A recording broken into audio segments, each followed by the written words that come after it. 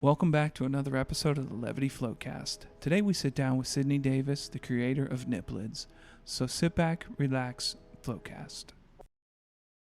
That said, Sydney, I am super pumped to talk with you about Niplids. I love your story. Thank you. And I'm very excited to hear it. But where could we start with you as an artist and entrepreneur? Oh, I mean, do you want to start at the beginning of like how I got started just with art, period? As far as you're willing to go back. Okay. So when I first started like creating, I'm not the best painter and I wasn't the best at drawing either, but you know, so you start when you're a kid, you do like little hand paintings and stuff like that. So I was like, oh, okay, like let me play with different body prints.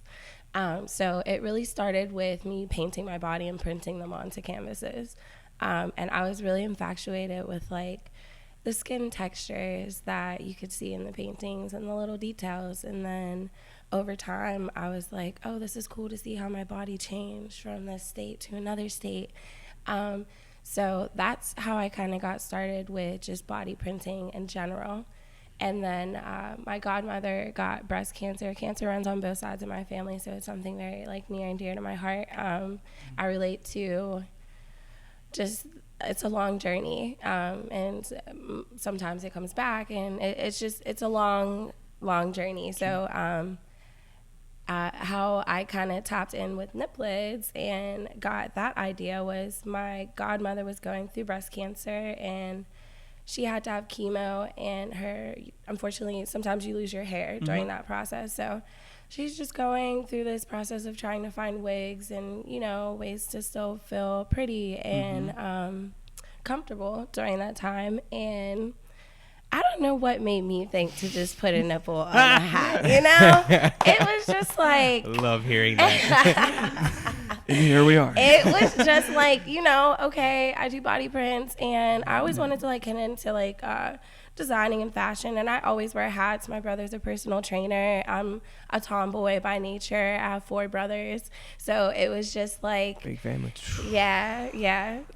Big family for sure. My grandpa has like 13 brothers and sisters, so it's just like I gotta ask, with so much male energy and I assume protective brotherly energy, Yes. What was the reaction and how did they feel when it's like, I'm gonna start putting my nipples on hats? Well, to be honest with you, my family was very supportive, and I think it was because just, you know, when things like breast cancer happen or things happen in your family, you really pull together through it.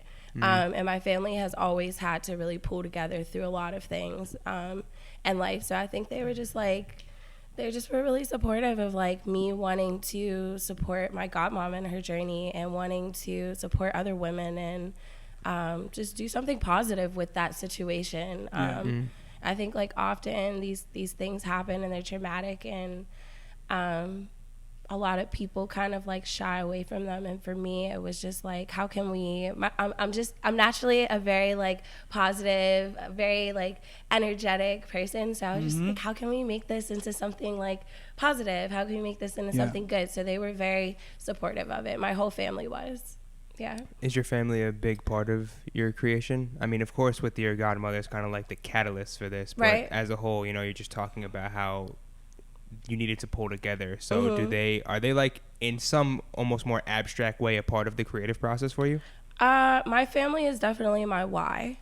So We talk about that all the time, the why. Oh, cool. I listen to a lot of motivational speakers. So Who do you listen to? I listen to Eric Thompson. Oh, I love him to death. The hip hop preacher from Detroit. Yes, my favorite episode is the To Go Play. If you've never heard it, go listen to it right now. God. Literally just change your whole mindset. But I listen to him. I listen to a podcast called Impact Theory that has Tom on there.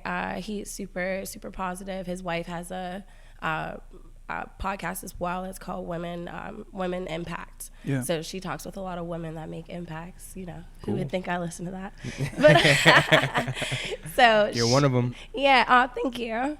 So I just like to, I listen to positive things when I wake up, and I try to just, you know, like I said, write things on my little whiteboard on my wall. So when I wake up, I just have those reminders of, it's so much easier to do these things when it's for other people. Like I am just a person that like, if it's for me, I'll kind of drag my feet with things. I'll kind of be like, yeah, you know, I'll do that. But if it's for other people, I'm like up and at 'em. Yeah. I'm just that type of person. So like, it makes it a lot easier, my family, just being a part of that. And they're definitely my number one why. So amazing. I got to a point where I'm able to now give back. So you get to Yes. like really make an impact with what you're wearing as well. And people message me all the time, like, my heart. They're just like, hey, like this girl messaged me on Facebook the other day and was like, hey, I got one of your hats at your pop-ups and my sister got breast cancer. And when I wear it, I always run a little harder. And I'm just like, I'm a super emotional person. So it's just like little stuff like that. Like really, that's what I'm saying. Like when I wake up, that is my why. Yeah. 100%. Just believe in your dreams and just do what you want and plan it out, and just everything else will really fall in place. Like just be true to yourself and true to your mission. And now I'm starting to scale and I'm able to kind of get to those goals of starting to plan what the programming would look like when I get there. So awesome. Yeah, Allie's been good Congratulations. to me. Thank you. I wanna relax, put my mind at ease. Good friends and good vibes, now that's all I need. When life hurts, come down and float in levity. Let your problems wash away into serenity. Whoa.